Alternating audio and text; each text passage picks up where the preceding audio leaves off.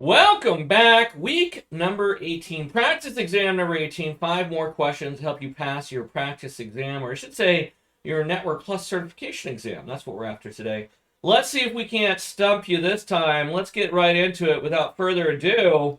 Question number 1. A network technician is troubleshooting a connectivity issue in the server room. They notice that some cables are not properly seated in the punchdown block. What should the technician do to resolve the connectivity issue on port number 2? What is a punchdown block? Who knows? Do you remember what a punchdown block is from your studies?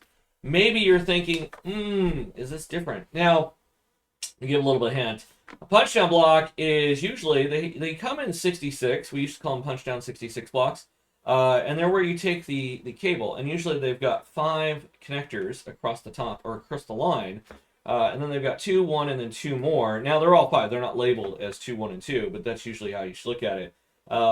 And they go through, and you can actually create punchdowns through the Ethernet, and you can have them going. Usually used more in telecommunications than in computer systems, but still very much of something that you should realize, because telecommunications is the foundation of IT. It is the foundation of IT. If you haven't had an opportunity, definitely go Google one, see what one looks like. You should know. You should know. Let's answer this one. We're not trying to spend all day on this. A network technician is troubleshooting a connectivity issue in the server room. They notice that some cables are not properly seated in the punchdown block. What should the technician do to resolve the connectivity issue on port number 2? Let's start with D. Patch the cable to a different port. That's an option. It really is. But usually when we're talking about a punchdown block, that's usually not something we would do. Not something that's usually part of it. That means that we would have to patch it back into it. It doesn't make sense with punchdown block. It really doesn't. That's a whole nother issue. And so D is a safe one to get rid of. C, run a cable test to identify the issue. Well, if we look at the question, we see that we're troubleshooting a connectivity issue. And so we've already know there's a connection issue. We don't really need to retest it. Once we've identified there's an issue, we need to kind of fix it. And so C doesn't really make sense. That leaves A or B. We can either replace the cable entirely or reseat the cable securely. What do you think on this one? I'll give you a second to reevaluate. If you guess C or D, what do you think? Is it A or B? What's your best guess? What do you think? Well, if you said A, replace the cable entirely, if that's what you're going to go with, I would tell you that is a complete waste of cable. That is. Because best case scenario, usually if we're talking about a punchdown block, right, and we can see here that we notice the cables are not properly seated, that could definitely cause some connectivity issues because they're not getting a good grip on those. Well, I like to call them vampire clips, because you've got 2 little forms like that. The cable goes in between, and then it cuts it off. But we just need to reseat it. That's all we need to do. We need to pull the existing one out, maybe chop off the edge, which we don't even need to chop off. With a proper punch-down tool, it'll chop it off for us. And then we just seat it. We punch it back down. We just kind of slap it on the back end. It'll punch it down. It'll cut off the access. Do be sure that when you're doing that, the cutting edge is on the edge that's loose, not on the other side. Otherwise, you punch down nothing. But you cut the cable off. I have done that. A couple times when you're not paying attention. But the answer is going to be B. Going to be B. All right, question number 2. A network administrator reviews the following VPN head-end log to diagnose the user's connection issue. Based on the log, what is the most likely cause of the user's VPN issue? Do you know what a VPN head-end is? That's the real question. What do we think? We see here that we got a time and a date stamp. We've got a user. We see that it's disconnected. And we see a reason of an invalid pre-shared key, of an invalid PSK. Not an overly difficult question if you know what's going on here. Don't worry. If you don't, I'm going to tell you what a head-end log is, or what a head-end is. And we'll get into that in just a second. But what do you think the answer is? What's your guess? What do you think as we go through this? I know. I need some Jeopardy music or something in the background. I need something that's like, I keep on saying I need it and I never do it. So I guess that's my bad. It's really difficult though with YouTube, because they're like, some music is licensed, some's not. Some versions are licensed, some isn't. I don't know. I don't think that's something we're gonna do. I would love to, but I just don't think it's gonna be. It's gonna be one of those things that we can actually jump into. Maybe when I'm, got 1 million subscribers and when we start going through this and I can pay somebody to edit my videos. In the meantime, I almost didn't do videos this week, and my wife was like, you got to do it. You got to do it. You've got so many people on YouTube that really watch your stuff. And I'm like, it's only like 2,000. She goes, it's enough. You should do it. And she's right. She's right. That's why I do it. All right, let's jump into this one. What is a VPN headend? Well, it's a centralized device or server where the remote VPN clients or sites connects to establish a secure virtual private network. That is what a VPN headend is, right? And it's responsible for authentication, encryption, and routing. So pretty direct. That is a VPN headend. Now that you know what that is, did you answer it properly, do you think? All right, well, let's go through this. A network administrator reviews the following VPN headend log to diagnose a user's connection issue. Based on the log, what is the most likely cause of the user's VPN connection issue? Let's start with A this time. A VPN client software is outdated. We don't see that. We don't see that. We don't see anything in the log stipulating that the software is outdated, so that can't be right. The VPN headend is disconnected. We do see a disconnected status. Is that the reason? Is that what the issue is? Maybe. So B, possible. C, the users entered the wrong PSK, the wrong pre-shared key, and we see that is a reason as well. We see that invalid pre-shared key. So that is, again, another possible reason. So we have B and C. Then D, the VPN user does not meet the requirements. It could be. So we have three possible issues here. We have three possible items that could be the cause of what's going on with the VPN's connection. But what is the most likely cause? That's where it comes into play. So B, C, and D. I feel like we can get rid of D, right? The server's not down. And we can see that because the user is JDO, it's actually listed, right? And since it's put in there, it just says the status is disconnected and the reason is invalid pre-shared key, and JDO is the user. It actually articulates that. If JDO wasn't a valid VPN user, one, we would see a different reason. We wouldn't see an invalid pre-shared key. We would see something else, right?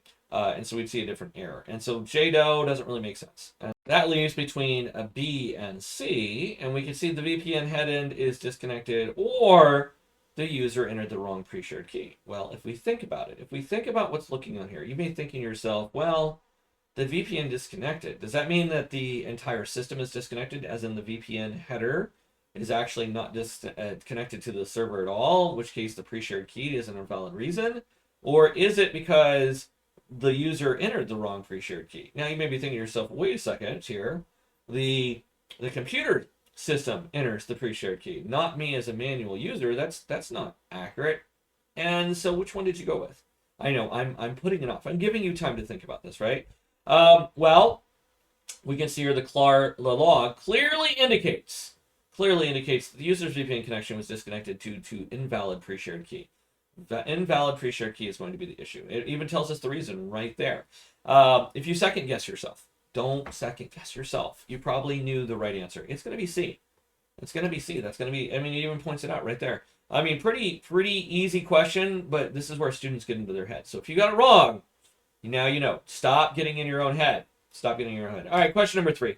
A network engineer is designing a highly secure data center and is tasked with optimizing equipment placement in a 19-inch server rack. Given the need for redundancy and optimal airflow management, where should the engineer place a second firewall for high availability? And what other changes should be made? What do we think? What do we think on this one?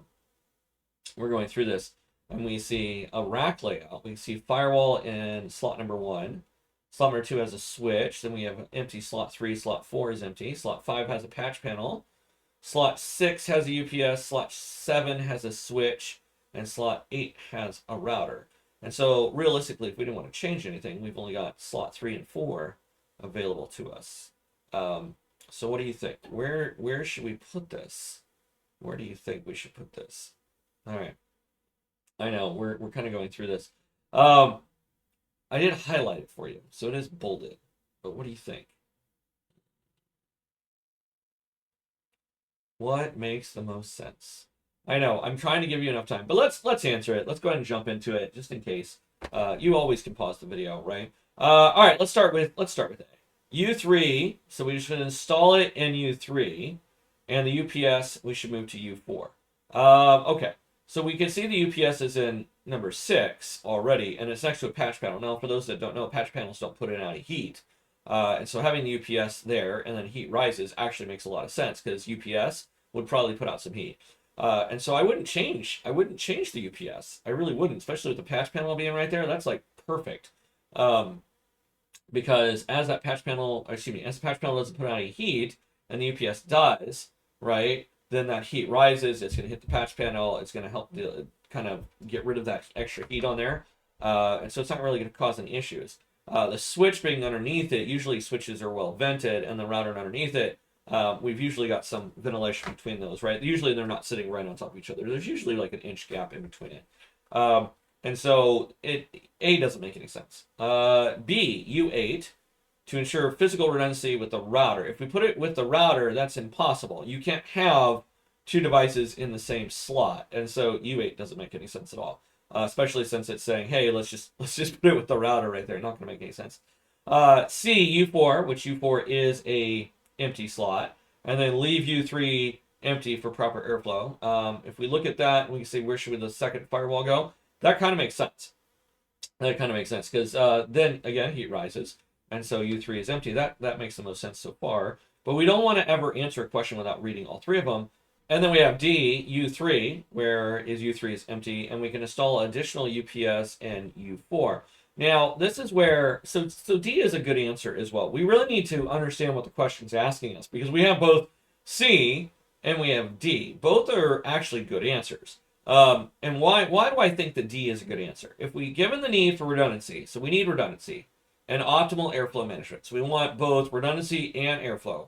Where should the engineer place a second firewall for high availability, and what other changes should be made? And so you may be thinking to yourself, well, see, if we put it in slot number 4, then slot number 3 is great for airflow.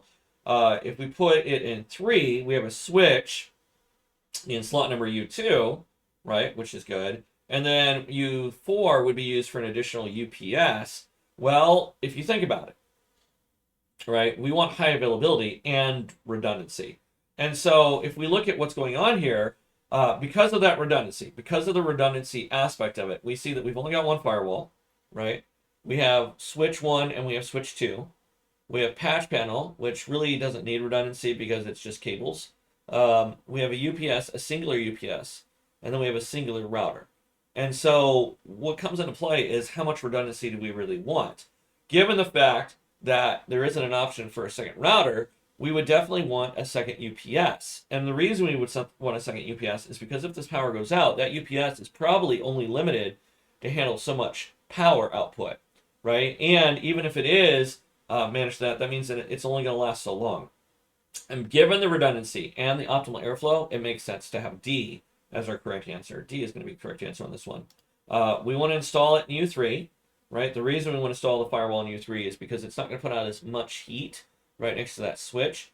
And then 4 for that UPS right next to that patch panel. That means we're going to have heat rising up. We're going to have a little bit of delimitation there. And then we've got the UPS again right there. Again, heat rises, and it should be right there, but so does the firewall. And so we're kind of limiting what we can do here.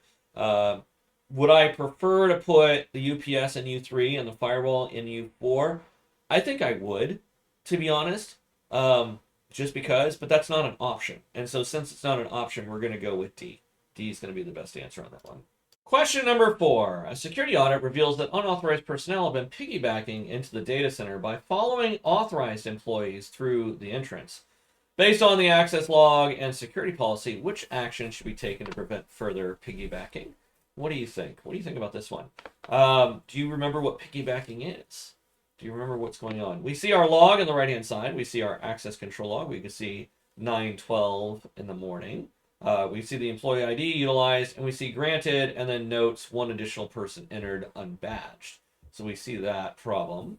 We can see at 9:20, we see an employee. We see access was granted and notes it was a single entry. And then at 9:22, we see they were denied unauthorized badge. So where does this come into play? What does this come into play? You're probably reading this question and thinking to yourself, okay, well, this might be easier than I thought. What do you think? What do you think? Well, let's jump right into it. If you need more time, you can always pause this video. So a security audit reveals that unauthorized personnel have been piggybacking into the data center by following authorized employees through the entrance. Based on the access log and security policy, which action should be taken to prevent further piggybacking? Let's start with D. Instruct security personnel to manually check badges. That's a useful prevention methodology, right? We could have security right there at the gates. Every time somebody comes in, we can check them, right? That means, however, that every entrance would then need a security personnel every time. And then if they're inside the building and they badge into a specific room, then we would have to have security there. So probably not the best route, but definitely something we could utilize, right? We could utilize that. C, use a rotating entry gate with badge scanning. I like the rotating entry gate, right? Those turnstiles. We're not talking about the subway turnstiles in this particular point. In my mind, I'm thinking about the circular ones with the bars up and down that are just big enough for one person, even somebody that's a little bit bigger than other people, to kind of get through. Definitely doesn't allow two people to be in the same space unless they are really, really close with one another, right? But we could use that type of thing, and then it locks, and so you have to scan it, and then it'll allow one full rotation, and that's it, thereby preventing somebody that's not authorized to be in there to come in through the process, right? And so that could be useful. B, we can enable stricter logging of badge activity. We already have logging. And if you remember from your studies, then logging is actually a detective control, not a preventive control, so it wouldn't really help us out in this perspective, right? We would just log more actions, which we already have a pretty good log, so why bother logging it more? And then A, implement multi-factor authentication. So we could implement multi-factor authentication, so many badges, then they have to do a thumbprint, maybe a vein print, something like that. Useful. That would be a preventive. So we actually have 3 decent answers here. We have A, C, and D. A, C, and D. All right. Well, you may have read this question, and you probably are hating me right now because you're probably thinking tailgating, right? You're probably thinking tailgating, and tailgating is where somebody scans in and then you just follow them through. But that's not what piggybacking is. Piggybacking is where I scan it, and then I hand my badge to somebody behind me, and then they scan it, and they gain access again. And so we have people that are authorized giving their badges to probably fellow employees who are then scanning to get back into the office because the door shuts or something. So we probably already have a decent system in place. Otherwise, they wouldn't be piggybacking in the first place, right? Because if you think about it, why not just let people in? Why not just tailgate? Why do piggybacking? And so this is where understanding the difference between piggybacking and tailgating comes into play. And knowing that it cannot be C or D. It can't be C or D. Well, let me rephrase. It can't be C, right? Using the rotating gate with badge scanning, because they're probably already doing that. They're probably going through, because otherwise you would just tailgate, not piggyback. And so C is not going to be the correct answer. Then we have D, instruct security personnel to manually check badges. It's not a valuable way of doing it, right? Like I said, every time somebody plugs to the door, we'd have to have a security guard there. It's not a valid way to doing it. So implementing multi-factor authentication, where you scan, then you do your thumbprint, and then you walk through the gate. Well, then what are you going to do? You're going to send your badge right through the gate again? What, you have to reach around? We just make sure the scanner is far enough away where it's physically impossible for you to put your thumbprint. And so you can't gain access to it. We're going to stop that right off the bat. That means our other items are actually working. And since it's piggybacking, not tailgating, which is what the question kind of leads you into believing, the answer is going to be A. Did I get you on that one? Did I get you? Yeah, I bet I got you. I bet you got that one wrong. That's okay. There it is. All right, question number 5. A network technician is tasked with tracing a mislabeled cable in a large data center using a tone generator and a probe. After repositioning the probe, the signal remains weak. What should the technician do next to identify the cable accurately? Ooh. So we have our tone generator. We have a weak signal, strength at 40%. Cable identified, no. What could we do? I know we went in total opposite direction on this one. A lot of people don't use tone generators, but we could check. We could see what's going on. What do you think? What could we do? I know it's these simple questions that you think I've got it, and they're the ones that trip students up. They really are. Like that last one. I know that was tricky. That was mean of me. I know it was. And I'm okay with it. Because if you got it wrong here, I'm happy to get you wrong here than wrong on the test. Because now I guarantee when you go to that test, you're going to know the difference between piggybacking and tailgating. I guarantee it. All right, let's answer this one. A network technician is tasked with tracing a mislabeled cable in a large data center using a tone generator and probe. After repositioning the probe, the signal remains weak. What should the technician do to the next to identify the cable accurately? Let's start with A. Replace the tone generator with a high frequency model to improve signal strength. That's not required. It doesn't make sense, right? Higher frequency model to improve signal strength. Usually when we go higher frequency, if you remember from RF studies, right, or any type of studies, usually the higher frequency we go, RF has better penetration, right? In this case, we're actually using a signal. It doesn't make sense. It doesn't make sense, right? We actually want our frequency, our tone to be lower. It's going to go farther that way. So higher frequency or lower frequency is going to go longer. Higher frequency is going to better penetration. No, A does not make any sense. B, check for interference from nearby electrical devices and rerun the test. That is a possible answer. Interference can cause weak signal. We know that. So definitely something that we could check on. C, increase the sensitivity of the probe and continue tracing the cable. We could do that. We could increase the sensitivity of the probe and continue to trace the cable. That might get us a reliable answer. So C is definitely something we could do. D, disconnect the cable from its termination point and rerun the tone generator test. Okay. Okay, here's the problem with this, right? A network technician is tasked with tracing mislabeled cable in a large data center using a tone generator. If we disconnect the cable, I guarantee we're going to find it. But are we going to disrupt our network operations? The entire reason of using a tone generator is to not disconnect it, right? To figure out what it's connected to, because we don't know. We could inadvertently shut down some emergency services, depending on what our data center is doing. We could actually be responsible for 911. Oh, that would be a trip. It could be the main throughput for our system across the board, right? It could. And that means that we could actually shut off the entire internet for the entire data center. I mean, probably not that bad, right? But you get my point. It could have some devastating consequences. Why would we do that? Why not just use the tone generator? The entire reason for having the tone generator is so that we could test it without disconnecting it from the network. So D doesn't make sense. That leaves B and C. B and C are going to be our best answers. Do we want to check for interference, or do we want to increase sensitivity? Because both might provide us the answer that we want. What do you think? All right. By the book. All right. We don't want to do sensitivity. Why? False positives. We get false positives. We don't really know where the cable is. And so now we have problems, right? And so that would be an issue. That would be a major issue. If we check for interference, if we could go through and kind of remove that cable from as much interference as possible, especially at the tone points, then we could potentially find our problem, right? And we can rerun the test of that. So C is going to be our correct answer on this one. Right off the gate, C. All right. I hope you found these useful. I hope that I stumped you at least one question. Till next time, I'm Dr. K. We'll see you.